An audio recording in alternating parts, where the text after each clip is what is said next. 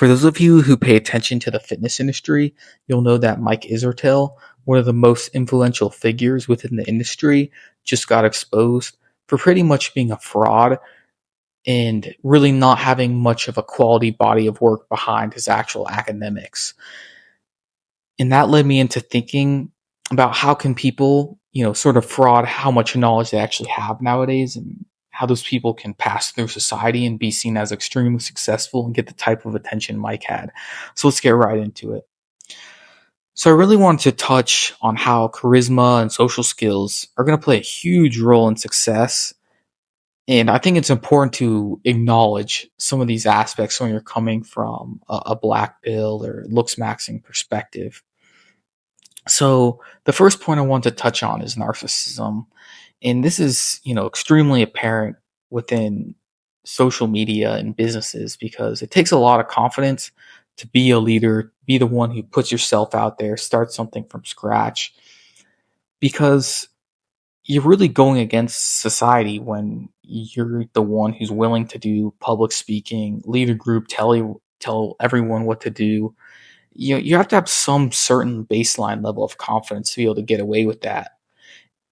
And I think this is really evident because when you do a lot of research on CEOs, you'll see a lot of them may exhibit some of these psychopathic behaviors, and we can see that they're three times more likely to express narcissistic traits.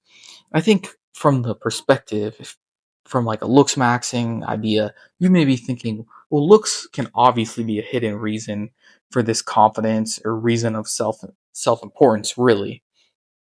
But I think it's important to acknowledge that there are going to be people that aren't necessarily as affected by looks, or they kind of mask it through education and academic achievements, in Mike Isertel's instance. And therefore, in a way, we can all say, well, it stems back to insecurity for why they'd want to, essentially cope with academic achievements for like his lack of looks and height, apparently. But you get the point. They're going to use that to leverage their level of credibility and success.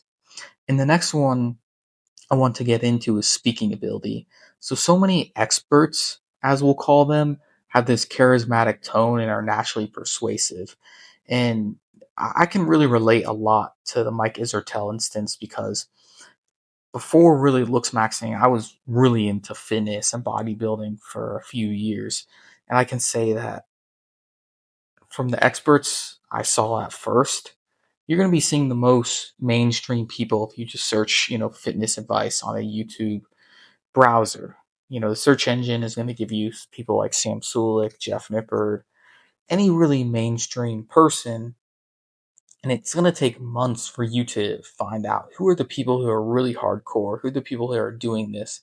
And you're going to be able to start to differentiate like who really had the biggest transformation. It's not just, oh, who had the best genetics. And I think that's super important to think about when you're thinking about looks maxing because there's going to be people who look amazing, but that's because they're genetics. You really want to think about who has had the best transformation and who has the most knowledge because in knowing also how to understand, well, what sort of transformation was this? Was this just puberty transformation? Did they just simply make a weight loss transformation, or did they kind of understand how to combine hard maxing, soft maxing, coloring, all these other things that you want to think about within looks maxing? So really, like the way people mention like an IQ pill, a lot of that can kind of go into being able to know who to listen to. I think is some of the most important things when you actually think about like who you're going to be taking advice from. And when these people speak, like they're very good in interviews about pausing, knowing how to lower their voice in certain instances. And I can say just from my personal life, when I'm trying to explain concepts to like normal people, I feel like I'm pretty terrible because I'm in my head thinking about the most like interesting details that I've just learned or that I find interesting and why like looks maxing or fitness or any other thing that I'm interested in is so important to me.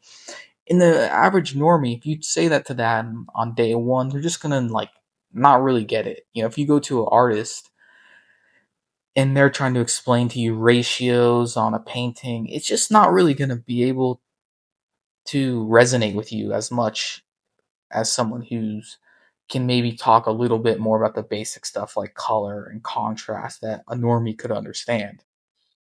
And so, therefore, I think a lot of really good talent or experts within fields go totally unrecognized due to the Dunning Kruger effect, just because these people, they might just not have the speaking ability, or they also just feel like, wow, I understand that there's so much that goes into this that I don't even want to speak about it.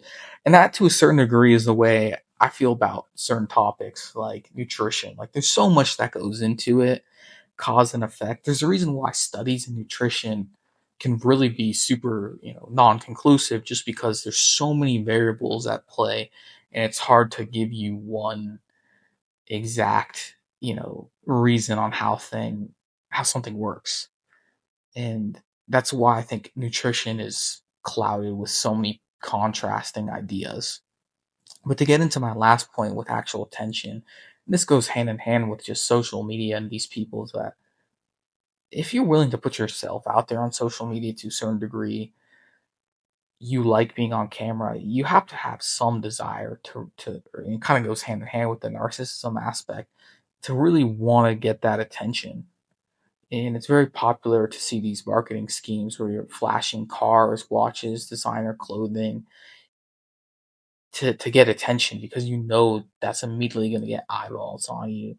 And the person who's really passionate about actually expressing what they're selling behind that sort of marketing scheme usually isn't going to even care to have that marketing scheme. Like, they're going to think, I want to put my actual time and attention into learning more about this and educating people, rather than trying to buy a bunch of cars to be able to get people to watch and listen to me. It just makes no sense. Like, for example, I'm sort of the type where I agree with the people where it's like, if you feel the need to flash all of your cars, money, and clothing, it's like, why are you doing that? You'll see that with a lot of pickup artists, where it's about showing the girls that they've dated, having a lot of receipts and pictures, talking about how high their body count is. And it's just like, it comes across as just a little bit like, why do you feel the need to articulate this so much? In a way, it's like you're trying to show your credentials and credibility, so you have some success behind it, but it's like, why is this, like, to mask some insecurity? Like, it just feels a little bit like unauthentic to a certain degree. So those people sort of can do really well just because they know, oh, this is going to get me attention. I can market it, and therefore I can be seen as an expert. And then the more followers I get, I'm actually going to feel like an expert, and then I'm going to believe I'm an expert. And then the rest is kind of history. You have your business going.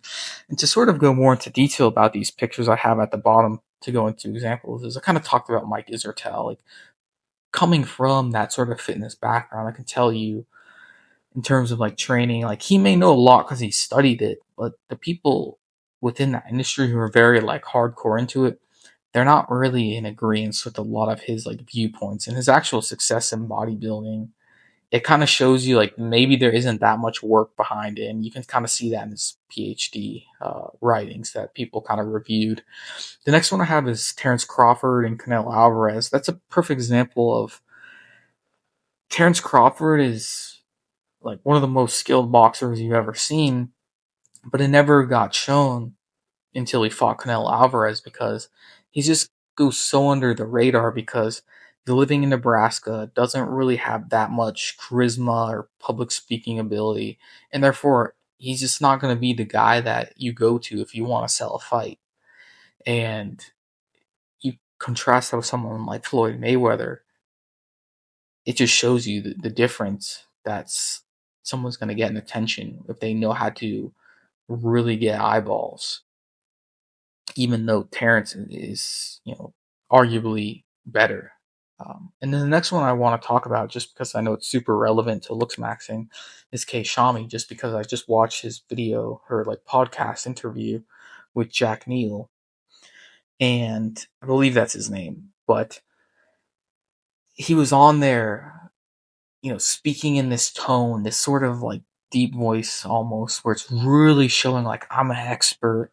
I know a ton about this. And he knows how to dodge like certain questions or make himself relatable to that type of audience where he's not going to give a real rating to the guy. He's not going to really say that he knows a lot about the PSL scale or any of these other things. He's just kind of going to go like, "Oh, your rating's at 8 out of 10." And you can see how he knows how to relate to that audience. And look at the way he sells his deep blow powder. Very persuasive about how that's the best product in market. And it's like very apparent and obvious to why someone with that sort of speaking ability would be able to grow on social media. And I think that really shows you how a lot of success, looks, appearance, all that stuff is going to make you feel better and potentially give you more validation. And then in hand, it's going to improve your charisma and social skills. But to a certain degree, like some of this stuff, people are just going to be better at it. And I think that's an important point to take away from all this. But let me know your guys' thoughts in the comments, and I'll catch you guys in the next video. Thanks for watching.